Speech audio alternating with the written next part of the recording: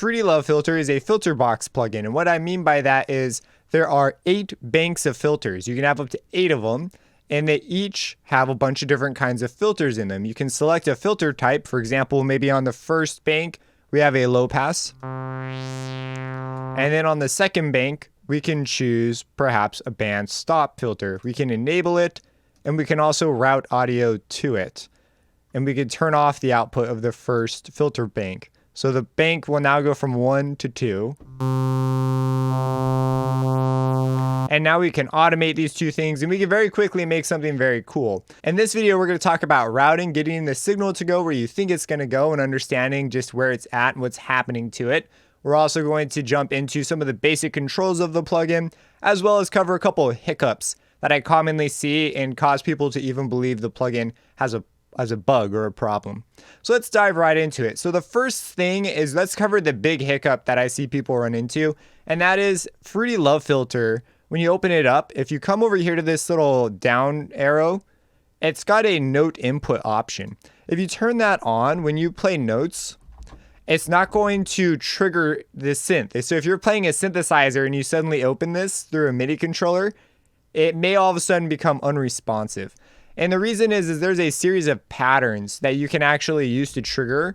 And we'll talk about patterns later, but this is usually not what you want to have happen. And so I highly recommend just coming over here and turning this off so that you can play your synth through there. That's the most common bug. Now the routing is pretty straightforward. Essentially, you have 8 banks. So each bank can do one of 2 things. The bank can output volume directly, and so this would just be sent straight out of the plug, or the bank can send volume to the next filter bank. So here with 1, we see here we have 2 areas. We have an input and an output. And if we go to the next one, we have an input and an output. And this holds true for all 8. And so the input, right, is just how loud something is coming in. So filter 1 right now, the first filter bank, is receiving the signal. If I actually take this off, I have turned the input off. But filter 2 is still getting an input. And so because of this, we could still hear the sound. If I turn it off here, now we get no sound. So the inputs are separate inputs. So if you have, like, for example, this isn't saying, oh, turn in the input coming from filter 1. That's not what this is saying. This is saying turn on the input coming to the plugin in general. So these are all in parallel. So for example, if I went to filter 8, turn it on, we're going to hear sound because it's going to see this signal coming in, even though none of the other filters are even routed to the 8th filter bank. So that's the nature of the input. It's important to understand if you want to make presets with it or use it. You may have more outputs coming out of the plugin than you realize, because this has no bearing on any of the other filter banks. It's unique to each one. So that's the input. Up next, we have our output. So on the output side, we can do a couple things. We can send it directly out. So we could just send whatever this filter is doing straight out of the plugin. Let's turn on the input. And now we've got it coming straight out, right? We can move this around. But we can also send it to the next filter bank.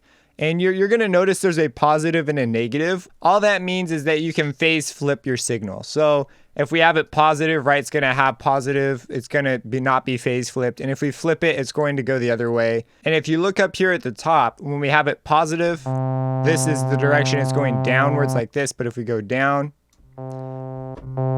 it's been phase flipped. So that's the only difference between positive and negative. And you'll notice this is also true of the input levels as well. So now we're sending signal. If we turn this off, so right now what's happening is there's no output. So the output we're hearing now is what's going into the second filter bank. So if I come over to the second filter bank and turn this off, we don't get anything. And even though I'm sending the output to the second filter bank. So the second filter bank's receiving it, but we don't hear anything. We'd have to turn the output off, and this will send it out here. Now I could go ahead and I can also turn on the output here, and we can mix these in layers. We can't hear it quite well because the cutoff is so low, so I'm going to bump this cutoff up. And so we could hear the separate filter output if we turn this down. We're only getting the bandpass version. If we turn this down, we get nothing. And if we turn up the first one, we get the first output. And if we turn up the second one, we get the second output. And we can actually mix them. So in fact, let's bring the resonance up on this. So there's that, it's just a tiny little thing. So it's really easy to hear the mixing.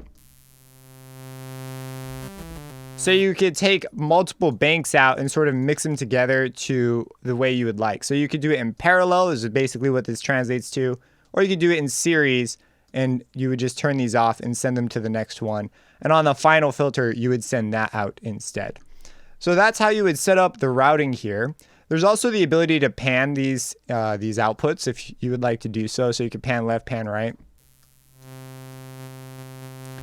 And all these parameters are modulatable, meaning that you can take any one of these parameters and have it move according to some modulation source. And there's a separate video actually already out that you can go check out if you want to know more about modulation.